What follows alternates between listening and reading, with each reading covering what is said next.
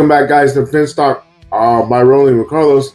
In today's episode, we're going to go ahead and react to Chris Grier and the press conference, the pre-draft press conference he held on April 15th, and some of the questions he answered. Chris Grier starts off the press conference talking about the news we all heard regarding Jalen Ramsey and how both sides agreed to look for trade options. It was in the best interest of both parties.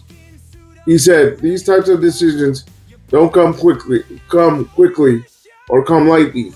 Mentioned they spent a lot of time talking over things like these in the offseason. He clarifies Jalen Ramsey himself did not request a trade. When asked whether the trade is trying to get done before the draft because the Dolphins want more picks and other assets, he responds, "I don't know.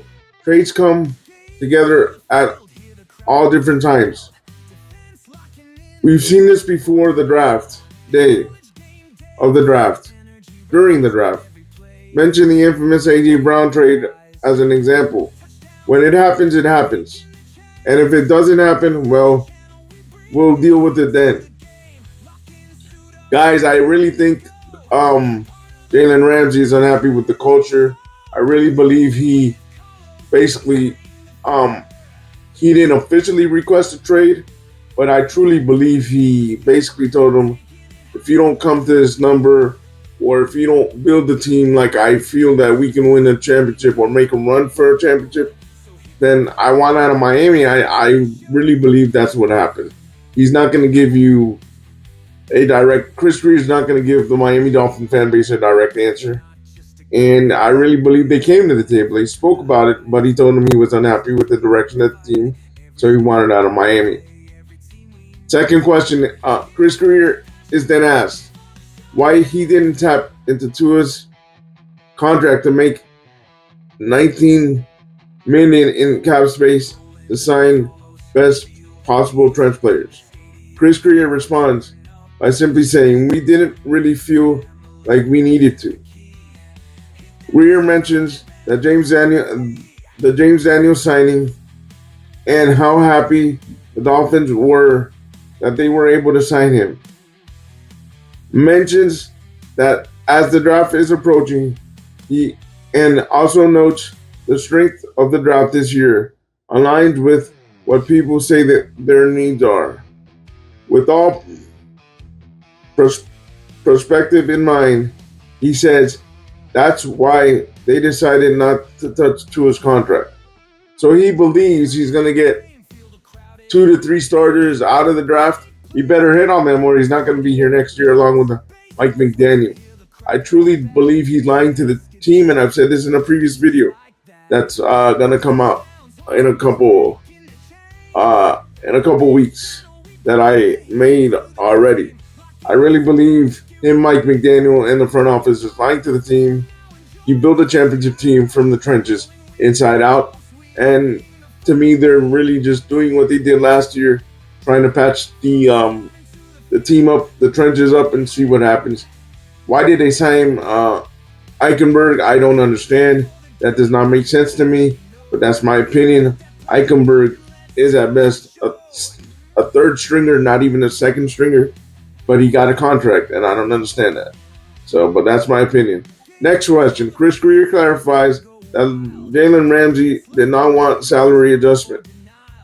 He also does not want to go into more detail as to why the trade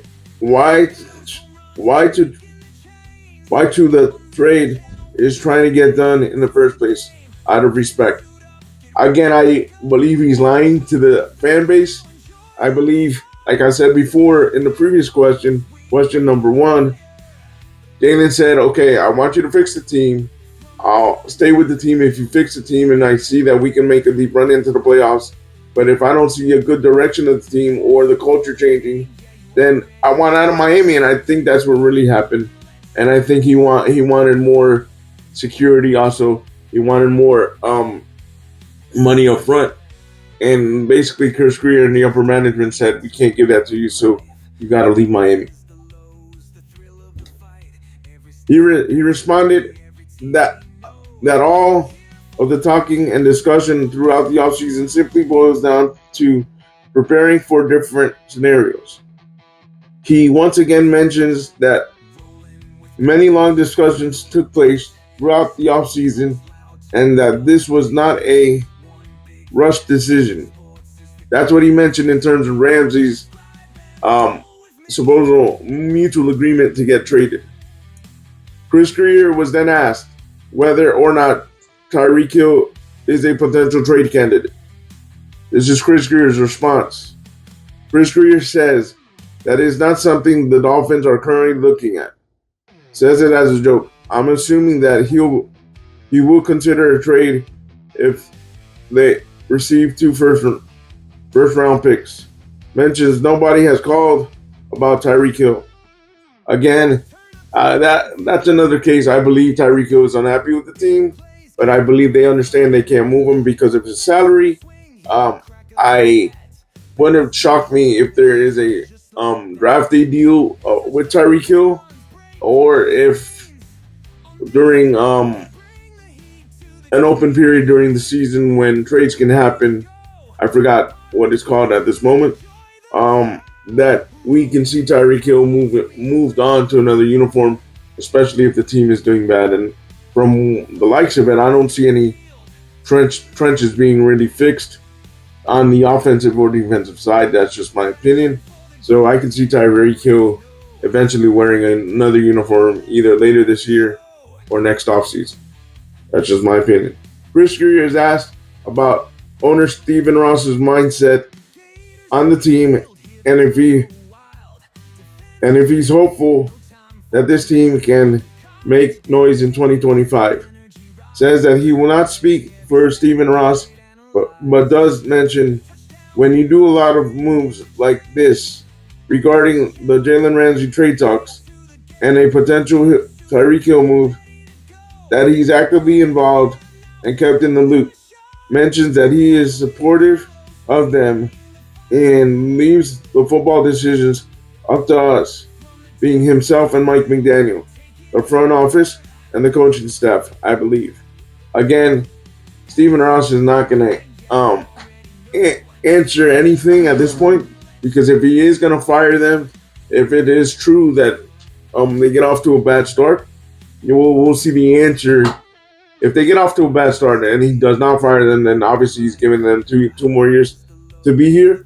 Or if he fires them when we get off to a bad start during the football season, if we go 2-6, 2-7, and he fires them, then that's the answer. He never agreed with the moves.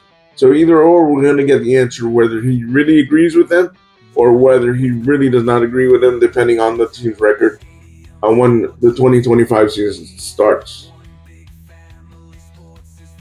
Chris Grier is then asked about Calais Campbell and how much effort was made to re-sign him, and if in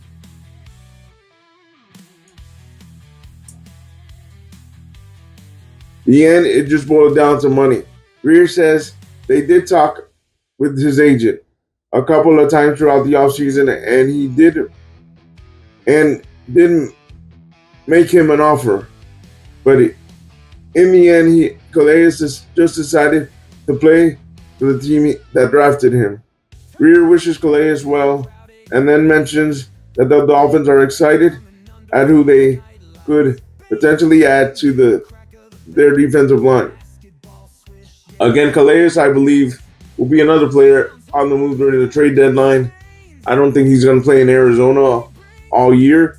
I believe he chose to go to Arizona and play there because he was drafted, but I believe eventually he'll end up with the Ravens, with the Eagles, somewhere in the NFC, or a big AFC team, maybe with even Kansas City during the playoff run. And he's just trying to win another championship.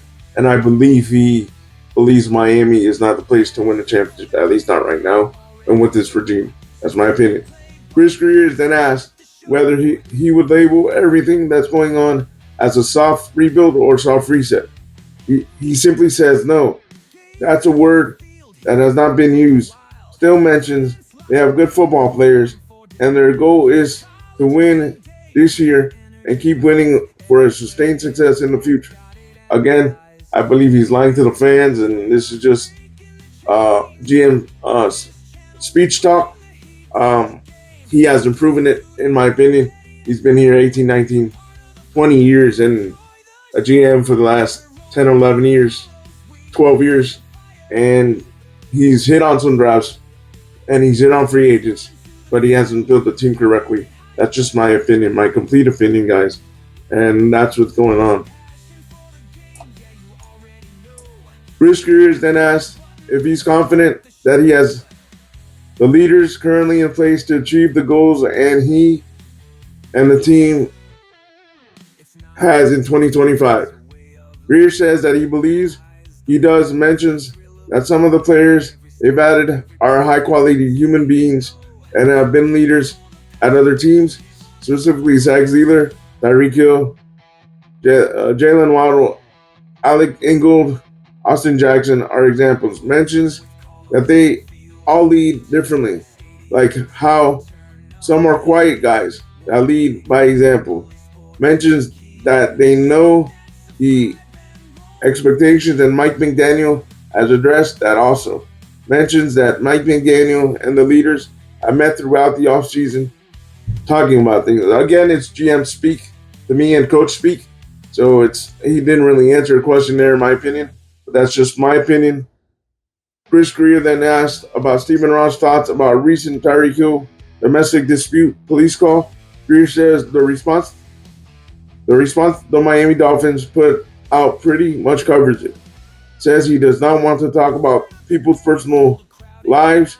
Says again that he will not speak for Stephen Ross, but does say that he was involved in putting that statement together. Again, general manager, coach speak, and he didn't really give an answer to what happened with the Tyreek Hill and his soon-to-be ex-wife and mother of his daughter in the house.